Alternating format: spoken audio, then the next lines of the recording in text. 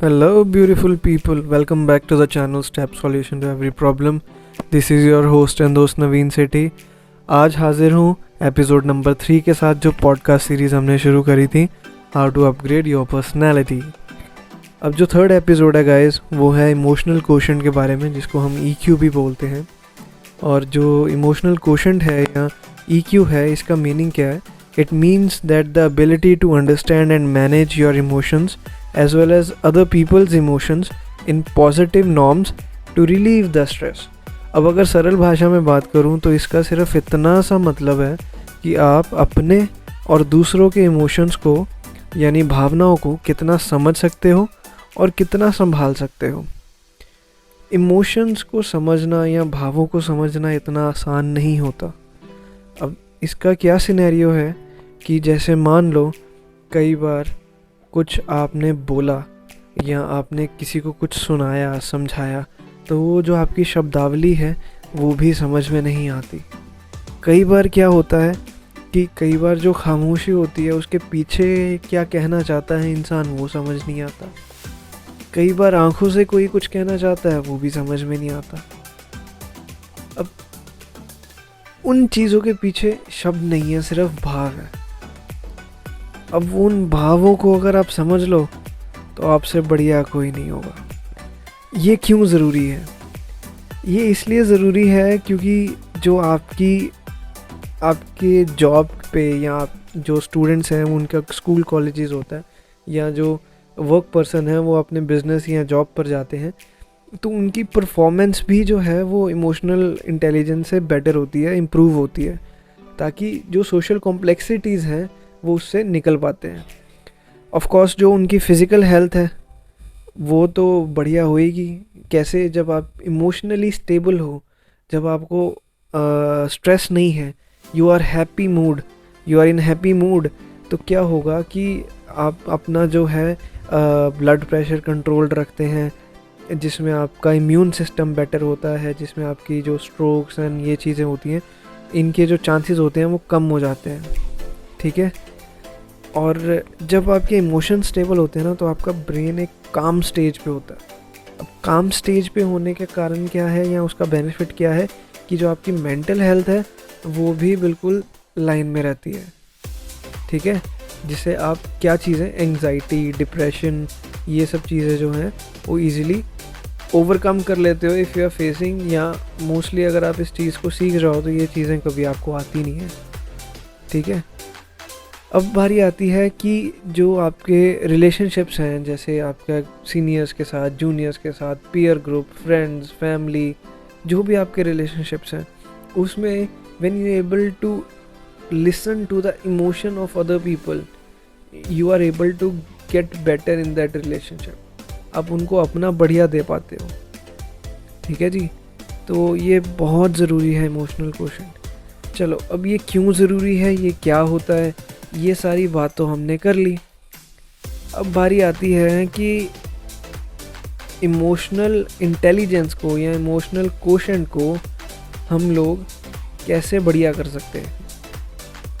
चलो, अब सबसे पहले मैंने आपको बताया कि ये जो इमोशंस हैं ये अपने और दूसरों के इमोशंस को समझने में और संभालने में काम आता है.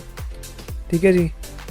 और उसी के सिनेरियो में अगर मैं आपसे ये कहूँ कि अगर आप सेल्फ एनालिसिस करो कि आप कितने बढ़िया हो. ठीक है. बड़ी सिंपल सी बात है, ध्यान से सुनिएगा. उसमें क्या होता है कि जो आपकी इम्पल्सिव फीलिंग्स हैं या आपका जो बिहेवियर है या आपका जो इमोशनल आउटबर्स्ट है, आप उनको किस तरह से मैनेज कर पाते हो और वो कौन से हेल्दी वेज होते हैं जिसमें आप मैनेज कर पाते हो. ठीक है. अब बहुत से ऐसी सर्कमस्टांसेस होती हैं जिसमें सिनेरियोस चेंज होते रहते हैं, तो उस हिसाब से आपको भी अपने आप को चेंज करना ही पड़ता है. ठीक है जी. अब ऐसा है जी, आप किसी चीज़ को रिएक्ट करने की बजाय अगर उस पर पेशेंटली रिस्पॉन्ड करोगे दैट वुड बी बेटर. ठीक है. और असर्टिव स्टाइल ऑफ कम्युनिकेटिंग होना चाहिए जिसमें आपका एग्रेसिव या पैसिव ये चीज़ें नहीं होनी चाहिए. कहने का मतलब कि एक रिस्पेक्टफुल वे में बात रखिए, अपनी बात ज़रूर रखिए. ये नहीं है कि बिल्कुल चुप्पी साध लेनी है, नहीं, अपनी बात ज़रूर रखिए लेकिन उस बात को रखने का तरीका ऐसा होना चाहिए कि दूसरा पर्सन उससे ऑफेंड ना हो, ठीक है जी। और अब एक चीज़ बहुत बहुत बहुत बहुत इम्पॉर्टेंट है आपका EQ इंक्रीज़ करने में, वो ये कि आप तब तक बढ़िया रिस्पॉन्ड नहीं कर पाएंगे जब तक आप बढ़िया सुन नहीं पाएंगे। तो कहने का मतलब बड़ा साफ है कि अगर आप अच्छे लिसनर हो तभी आप अच्छे स्पीकर बन सकते हो, ठीक है। तो आप पहले जो आपको अपनी भावनाएं या अपनी बात बता रहा है उसको सुनो, समझो, फिर बोलो, ठीक है जी। अब एक चीज़ है, ये फॉर एवर के लिए है, हर तरह की मोटिवेशन में काम आती है। एनीथिंग, EQ हो, IQ हो, नॉलेज बेस हो, लर्नड क्वांटम हो, आपका फिज़िकल एबिलिटीज़ हो, मेंटल एबिलिटीज़ हो, डिप्रेशन से बाहर आना है, एंजाइटी से बाहर आना है, कुछ करके दिखाना है, फेलियर झेलना नहीं आ रहा, हर तरह के इमोशनल मोटिवेशनल सिनेरियो में आपको एक चीज़ ही बचाएगी, वो है आपका पॉजिटिव एटीट्यूड। अब पॉजिटिव एटीट्यूड कैसे होता है? जैसे अब आपको एक चीज़ बताता हूँ। आपको पता है कि आप किसी काम के लिए जा रहे हो और काम करने के लिए जाते हुए आप लेट्स से आपके साथ कुछ ऐसा होता है कि जो आपने एक्सपेक्ट नहीं किया था कि ये मेरे साथ होगा। जैसे मान लो आपका एक्सीडेंट हुआ, भगवान ना करे ऐसा हो भाई, बट चलो मान लो कि एक्सीडेंट हुआ किसी इंसान का, तो अब वो ठीक है, उसकी बाइक बहुत ज़्यादा टूट गई है। अब एटीट्यूड यहाँ पे किस तरह से आता है? अब दो वेज हैं इसको देखने के।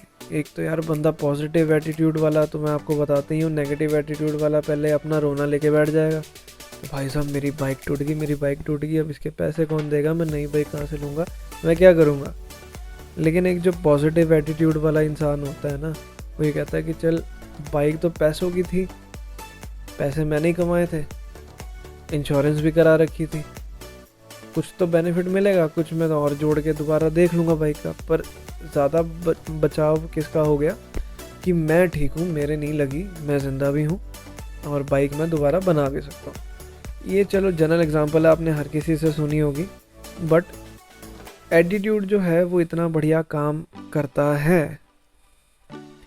और सिर्फ एटीट्यूड ही नहीं, एक बात होती है कि how well you can take a critic, ठीक है। कहने का मतलब कि जैसे आपने वो सुना होगा, जो फिल्म फेयर अवार्ड्स होते हैं, ये सब चीज़ें होती हैं, क्रिटिक्स अवार्ड या ये सब चीज़ें। कहने का मतलब जो अदर साइड ऑफ पीपल हैं या जो डिफेंसिव साइड ऑफ पीपल है, वो आपको कोई पॉइंट रख रहे हैं, तो आप कितने बढ़िया से उस पॉइंट को ले सकते हो। आप खुद तो नहीं उससे ऑफेंड हो जाते, आप किस तरह रिएक्ट करते हो वो भी इमोशनल क्वोशंट का पार्ट है। और सबसे बड़ा इमोशनल इंटेलिजेंस आप कहाँ यूज़ करते हो? जब आप सोशली बढ़िया एक्टिव होते हो। इतना एक्टिव भी नहीं होना कि आपके अपने काम छूट जाए, ठीक है, आपका जो इनकम सोर्स है वो पीछे रह जाए।